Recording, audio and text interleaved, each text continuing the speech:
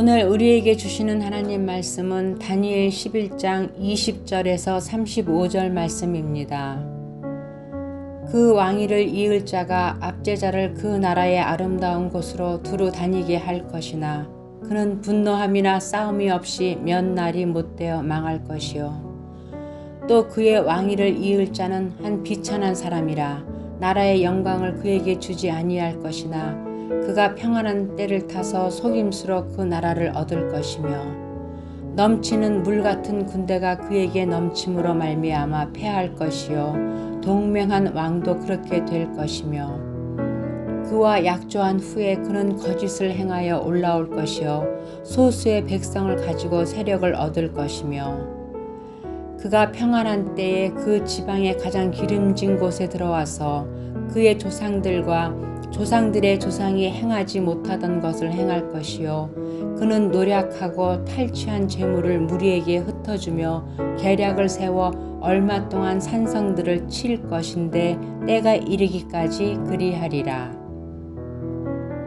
그가 그의 힘을 떨치며 용기를 다하여 큰 군대를 거느리고 남방왕을 칠 것이요 남방왕도 심히 크고 강한 군대를 거느리고 맞아 싸울 것이나 능히 당하지 못하리니 이는 그들이 계략을 세워 그를 침이니라.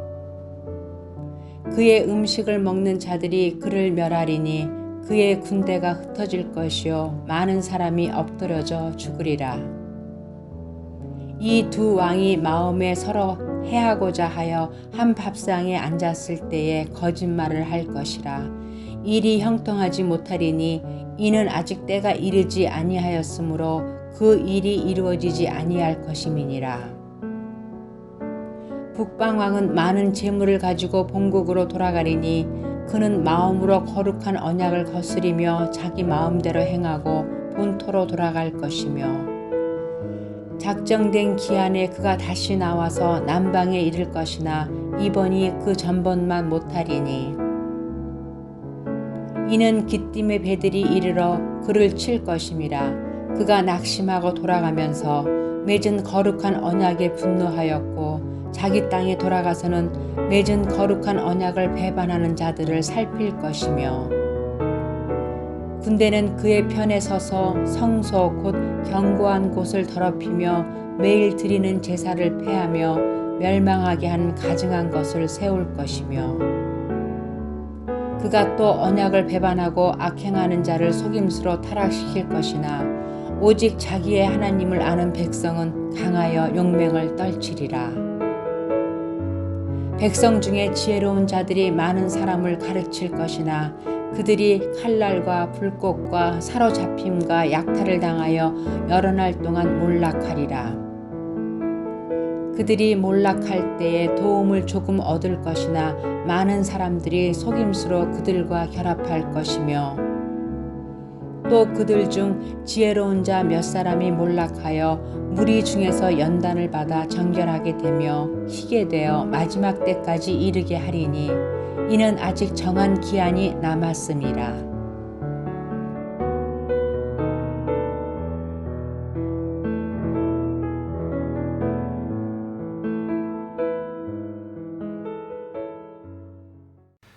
북방왕 안티오코스 3세는 남방왕에 속해 있는 애굽을 침략하는 대신에 서쪽의 지중해 연안 지역들을 점령하려고 합니다.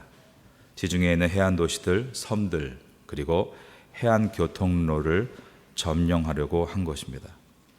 그러나 주전 190년에 로마와 싸운 magnesia 전투에서 북방왕 안티오코스 3세는 대패하게 되고 본국으로 귀국하고 점점 쇠락해 갑니다. 오늘 본문 20절은 그 북방왕 안티오코스 3세를 이어서 왕위에 오른 내용으로 시작을 합니다. 20절입니다. 그 왕위를 이을 자가, 그 왕위를 이을 자는 북방왕 안티오코스 3세의 뒤를 이어서 왕위를 계승한 셀류쿠스 4세 필로파토르를 말합니다. 본절에서 그 왕위를 이을 자가 압제자를 그 나라의 아름다운 곳으로 두루 다니게 할 것이나 라는 말은 압제자 히브리어로 노게스는 원어상 세금 징수자를 뜻하기 때문에 이는 패배한 부왕의 전쟁 배상금을 물기 위해 셀류쿠스 4세가 강제적인 세금 징수를 목적으로 임명했던 재무장관 헬리오도루스를 가리킵니다. 즉 셀류쿠스 4세의 명을 받아 이 재무장관 헬리오도루스가 아름다운 곳으로 가서 세금을 징수한다. 여기서 아름다운이라는 표현은 11장에서는 이스라엘을 가르치죠. 팔레스틴 지역을 갖다는 말입니다. 그래서 여러 지역을 재무장관이 순회하며 강제적으로 세금을 징수했다. 역사의 이 사건을 오늘 본문이 그대로 예언을 하고 있습니다. 압제자를 그 나라의 아름다운 곳으로 두루 다니게 할 것이나, 그런데 이렇게 새롭게 북방왕이 된 셀류쿠스 4세가 누구에게 살해당하는가? 바로 자신이 임명한 재무장관 헬리오도루스에게 독살을 당합니다. 그래서 10년의 정치를 마감하게 됐습니다.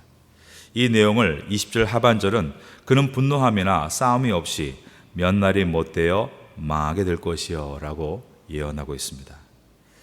이제 21절부터 그토록 말하고 싶었던 적그리스도의 모형과 같은 안티오쿠스 4세 에피파네스에 대해서 예언하기 시작합니다. 21절입니다. 한 비천한 사람, 바로 이가 안티오쿠스 4세 에피파네스, 즉 구약에 나타났던 적그리스도의 모형과도 같은 존재입니다. 형 셀류쿠스 4세가 독살당한 뒤에 왕위에 오르게 된 안티오쿠스 4세 에피파네스, 이미 다니엘서 8장에서 적그리스도와 같은 자라고 언급되어진 바가 있습니다. 오늘 본문 11장에서는 한 비천한 사람이라고 소개합니다. 비천하다가 히브리어로 바자인데 이 뜻은 원어의 의미가 비열하다입니다. 그의 주기 과정과 통칭일을 보면 아주 적절한 표현이 아닐 수가 없습니다. 바자, 비열한 사람. 그는 안티오쿠스 3세의 둘째 아들로서 정식 호칭은 방금 말씀드린 대로 안티오쿠스 4세 에피파네스입니다. 그의 부왕 안티오쿠스 3세가 주전 190년에 로마에게 패할 때 로마의 인질로 끌려가서 14년이나 볼모로 잡혀 있었습니다. 특이한 것은 로마에게 자기의 형 셀류쿠스 4세의 장자 데메트리우스를 자기 대신 인질로 잡아들은 것이 훨씬 더 유리하다, 이렇게 설득을 하고 조카를 인질로 잡아두고 자신은 조국으로 돌아가는 야비한 행동을 보여줍니다. 그런데 시리아로 돌아가던 중에 왕의 형이 독살당했다는 소식을 듣게 되고 형을 독살한 재무장관 헬리오도루스를 제거하고 조카를 로마의 감옥에 남겨둔 채 자기가 왕이 됩니다. 그리고 그 후에 조카 대신 왕이 된 것에 대해서 정당성을 만들기 위해 갖은 악의적인 흉계와 권모술수를 사용합니다. 21절을 다시 보겠습니다. 또 그의 왕위를 이을 자는 한 비천한 사람이라 나라의 영광을 그에게 주지 아니할 것이나 그가 평안한 때를 타서 따라하겠습니다. 속임수로 그 나라를 얻을 것이며. 22절입니다. 넘치는 물 같은 군대가 그에게 넘침으로 말미암아 패할 것이요. 여기서 넘치는 물 같은 군대는 셀류쿠스 4세를 독살하고 왕위를 넘봤던 재무장관 헬리오도루스를 추정한 무리들입니다. 그들에 의해서 에피파네스가 잠시 밀려나는 것처럼 보였으나 다시 한번 비열한 행동으로 전략적인 우위를 차지한다. 23절입니다. 그와 약조한 후에 그는 거짓을 행하여 올라올 것이요 소수의 백성을 가지고 세력을 얻을 것이며. 비열한 방법으로 다시 권력을 얻은 에피파네스는 노략물을 백성들에게 분배함으로 환심을 얻으려고 했습니다. 24절을 보겠습니다.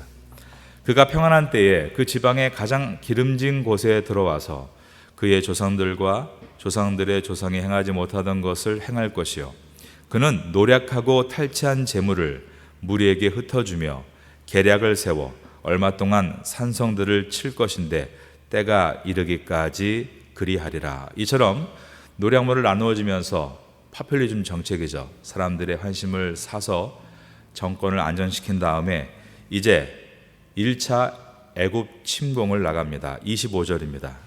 그가 그의 힘을 펼치며 용기를 다하여 큰 군대를 거느리고 남방 왕을 칠 것이요 남방 왕도 힘이 크고 강한 군대를 거느리고 맞아 싸울 것이나 능히 당하지 못하리니 이는 그들의 계략을 세워 그를 치민이라.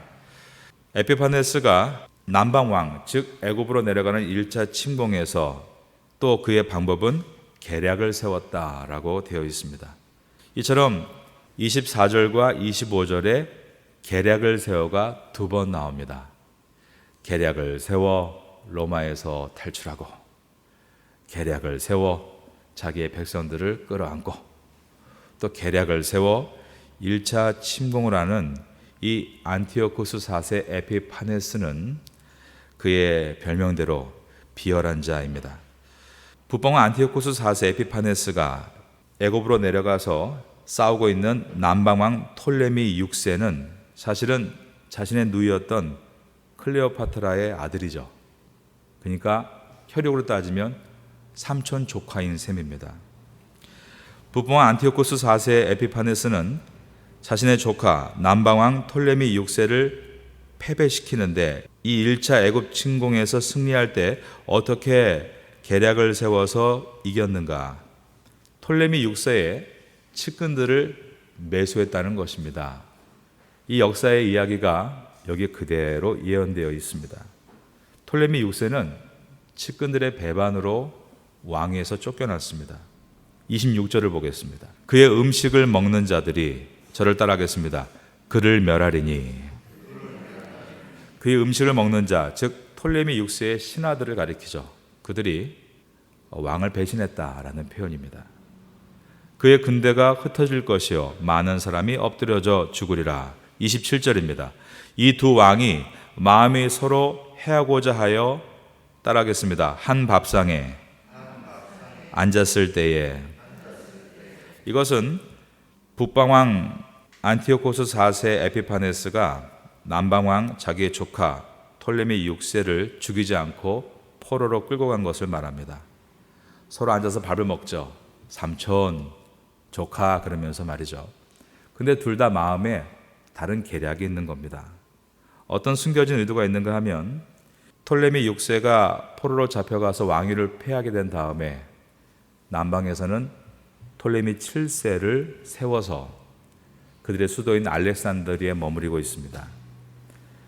이 북방왕 안티오쿠스 4세 에피파네스는 자기의 조카 톨레미 6세를 이용해서 애굽 큰 땅을 남방에서 분리시키려고 했던 것입니다.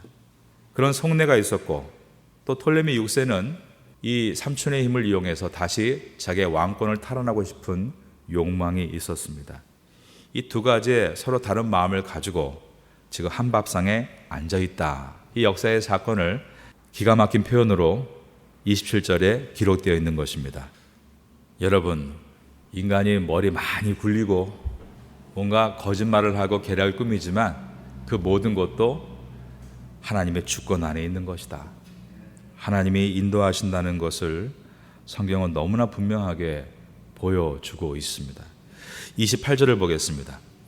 북방왕은 많은 재물을 가지고 본국으로 돌아가리니 그는 마음으로 거룩한 언약을 거스르며 자기 마음대로 행하고 본토로 돌아갈 것이며. 북방왕 안티오코스 4세 에피파네스가 1차 애굽 원정을 이렇게 성공리에 마치고 본국으로 돌아갈 때였습니다. 이스라엘을 지나가면서 그곳을 자신의 통치권에 두려고 했던 사건입니다. 이 이스라엘은 원래 남방왕의 땅 아닙니까?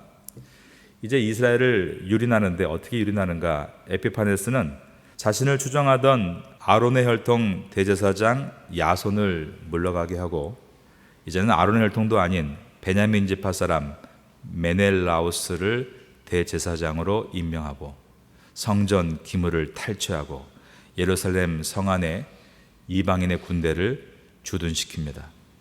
이것이 1차 애굽 침공 때 있었던 이스라엘에 대한 만행인데 이제 두 번째는 어떻게 전개되는가? 자, 역사 현장으로 들어갑니다. 29절을 보겠습니다. 작정된 기한에 그가 다시 나와서 남방에 이를 것이나 저를 따라하겠습니다. 이번이 그 점만 못하리니. 이것은 에피파네스의 2차 애굽 원정의 역사를 보여줍니다. 더 많이 확장하기 위해 구브로를 점령하고 알렉산드리아, 즉 남방의 수도까지 가려고 했지만 로마의 개입으로 무산이 됩니다. 30절에 보면 기띔이라고 나오는데 마게도냐를 가리키고 로마를 말합니다. 이들의 방해로 더 갈 수가 없었다. 30절 말씀입니다. 이는 기띔의 배들이 이르러 그를 칠 것임이라. 그가 낙심하고 돌아가면서 맺은 거룩한 언약에 분노하였고 자기 땅에 돌아가서는 맺은 거룩한 언약을 배반하는 자들을 살필 것이며 2차 애굽 원정에 실패한 에피파네스가 다시 본국으로 돌아갈 때 이스라엘의 예루살렘에 들려서 했던 만행을 우리에게 보여줍니다. 여기에는 맺은 거룩한 언약에 분노했다라고 되어 있는데 이것은 처음에는 안식일은 지키게 하고 할례는 행하게 했지만 이제 그것마저도 못하게 했다는 뜻입니다. 그리고 맺은 거룩한 언약을 배반하는 자들을 보살폈다라고 되어 있는데 여기서 맺은 언약을 배반하는 자들은 에피파네스에 의해서 임명되었던 대제사장 메넬라우스와 그의 추종자들을 포함해서 에피파네스의 헬라화 정책에 동조하고 있는 친헬라파, 즉 배교한 유대인들을 가리킵니다. 그리고 어떤 만행을 저질렀는가? 31절입니다. 군대는 그의 편에 서서 성소 곧 견고한 것을 더럽히며 매일 드리는 제사를 폐하며 멸망하게 하는 가증한 것을 세울 것이며 군대는 그의 편에 서서 성소 곧 견고한 것을 더럽히며 여기서 견고한의 이 뜻은 지성소를 말합니다. 지성소를 더럽혔다는 것은 에피파네스의 군대가 거룩한 지성소까지 함부로 출입했다는 것입니다. 그리고 매일 드리는 제사를 폐했다. 이 말은 예배를 드리지 못하게 했고 멸망하게 하는 가증한 것을 세웠다는 것은 바로 제우스 신상, 이 우상을 성전 안에 두었던 사건을 말합니다. 32절입니다. 그가 또 언약을 배반하고 악행하는 자를 속임수로 타락시킬 것이나 저를 따라하겠습니다. 오직 자기의 하나님을 아는 백성은 강하여 용맹을 떨치리라. 이 뜻은 그 당시에 신앙의 배교를 요구하고 타락으로 이끄는 상황 속에서도 하나님 앞에 끝까지 믿음을 지켜나가며 인내하는 자가 있게 될 것이다 라는 예언의 말씀입니다. 자, 누가 이렇게 강하여 용맹을 떨칠 수 있는가? 32절에 보면 오직 자기 하나님을 아는 백성은 이라고 했습니다. 여러분, 똑똑한 사람이 믿음을 지킬 수 있는 것이 아닙니다. 오히려 똑똑한 사람은 세상을 읽는다고 하면서 에피파네스에게 달라붙었습니다. 그러나 정말 세상보다 더 위에 계신 인간 나라를 다스리시는 하나님을 아는 사람, 하나님을 아는 사람은 강하여 용맹을 떨치리라 라고 했습니다. 우리가 신앙생활을 함께하며 하나님을 깊이 알게 되기를 주님의 이름으로 축원합니다. 33절입니다. 백성 중에 지혜로운 자들이 많은 사람을 가르칠 것이나 그들이 칼날과 불꽃과 사로잡힘과 약탈을 당하여 여러 날 동안 몰락하리라.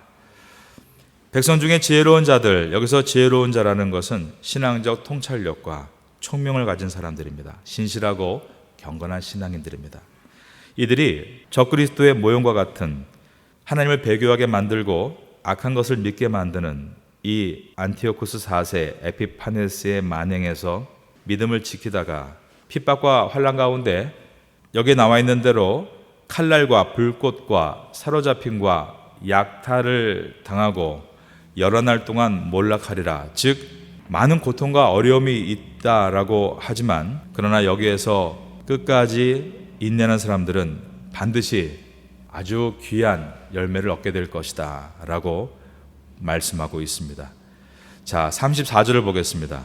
그들이 몰락할 때에 도움을 조금 얻을 것이나 많은 사람들이 속임수로 그들과 결합할 것이며 많은 사람들은 하나님의 뜻을 가지고 가지 않고 이리저리 좌로우로 흔들리다가 결국 또 속임수에 결합할 것이다 라고 말했습니다.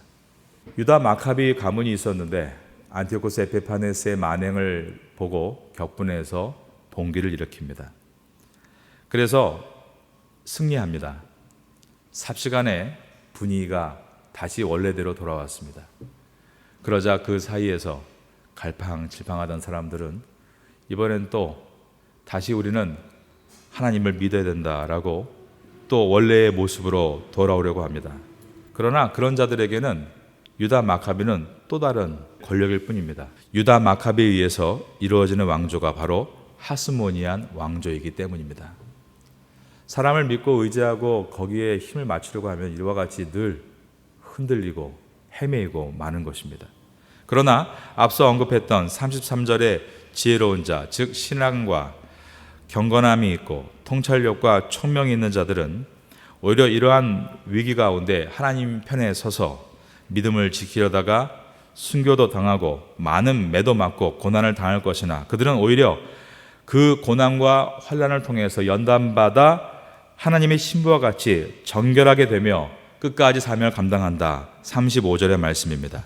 또 그들 중 지혜로운 자 몇 사람이 몰락하여 무리 중에서 연단을 받아 정결하게 되며 희게 되어 마지막 때까지 이르게 하리니 이는 아직 정한 기한이 남았음이라. 기한이 남았다는 것은 고통의 끝이 있다는 말입니다. 성도의 인내가 여기에 있습니다. 성도가 끝까지 인내하는 이유는 오직 한 가지입니다. 그 끝에 반드시 승리를 얻을 것이기 때문입니다. 구약의 마지막 부분에 세상이 사분화가 됩니다. 그리고 그 사분화된 곳의 한 곳에서 적그리스도의 모형과 같은 안티오쿠스 4세 에피파네스가 출현했습니다. 그가 많은 환난과 시험과 미혹과 배교의 압박을 주지만 그 안에서 하나님을 아는 사람들은 강하여 용맹을 떨치며 믿음을 지키고 그 기한을 채우고 나서 마침내 승리합니다. 그때 예수님께서 이 땅에 초림하셨습니다. 성경은 구약이 그대로 신약과 연결되면서 마지막 때를 사는 성도에게 귀한 교훈을 주는데 에스겔서와 요한계시록 그리고 수많은 예언서들에는 세상의 마지막에도 사분화가 될 것이고 이 사분화된 곳에서 과거에는 적그리스도의 모형이라고 했지만 이제 역사의 마지막에 실제 세상을 미혹하고 유혹하고 배교하게 만드는 적그리스도가 등장하게 될 것이고 다니엘서에서는 작은 뿔로 마태복음 24장에서 예수님은 멸망에 가증한 것이라고 한 그가 성도들을 핍박할 때에 마찬가지입니다. 기한은 정해져 있고 아무리 매서운 환난과 미혹과 시험이 온다 할지라도 하나님을 아는 백성은 강하여 용맹을 떨치리라. 비록 몇 사람은 맞고 순교하고 고통을 당할 것이나 그것을 이겨냈을 때에는 마침내 예수님은 재림하시고 이기고 벗어난 자에게 하나님의 멸류관을 주실 것이다. 이것이 성경의 가르침입니다. 지금은 어떤 때인가? 지금은 세상이 사분화되어 가고 있는 때입니다. 소련이 명한 다음에 소련의 많은 위성국가들의 나라들이 점점 이슬람화돼서 북방에 큰 세력을 이루고 있고 남방의 세력, 즉 성경의 중심인 이스라엘과 왜 이스라엘 옆에 미국이 붙어 있는가? 왜 올해 1월에 미국의 공습으로 이란 최고 지도자 솔레마니아 장군이 사망했는데 이제 이러한 혼란한 정국 가운데 지난 11월 27일이었습니다. 이란의 핵개발 책임자 모센 파크리자데가 테헤란에서 공격을 받아 사망했는데 배후 세력은 이스라엘이다. 미국과 이스라엘이 왜 이렇게 하나로 묶여가고 있는가? 남방왕의 모습입니다. 중국은 계시록에 나타난 2만만의 군대를 동원할 유일한 국가로서 왜 그들이 저렇게 지금 부상하고 있는가? 동방의 세력입니다. 유럽은 지금 많이 어렵지만 성경 예언과 같이 발과 발가락이 서로 철과 진흙과 같이 붙지 않지만 한 나라인 것처럼 어떻게 해서든지 스스로 함께 붙어 있으려고 애쓰고 있는데 왜 저러고 있는가? 서방의 세력입니다. 이제 앞으로 역사가 어떻게 진행될 것인가를 성경은 보여주고 있고, 우리는 이 시대에서 세상을 읽으면서 준비를 해야 되는데, 제가 가만 보면 세상만 읽었다고 되는 건 아무것도 없더라고요. 여러분들은 하나님을 아는 성도가 되시기를 바라겠습니다. 그래서 하나님을 잘 알아 강하고 용맹을 떨치는 주의 성도로 사명 감당할 수 있기를 마지막으로 예수님의 이름으로 축원합니다.